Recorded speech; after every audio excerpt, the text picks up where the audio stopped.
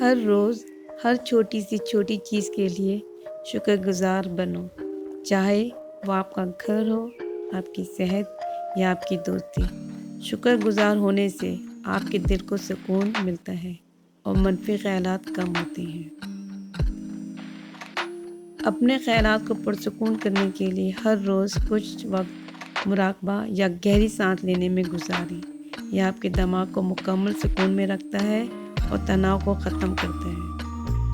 ان لوگوں کے ساتھ وقت گزاریں جو آپ کی حمایت کرنے میں مدد کرتے ہیں اور آپ کی زندگی میں ذہنی صحت کے لیے اچھی سماجی مدد ضروری ہے۔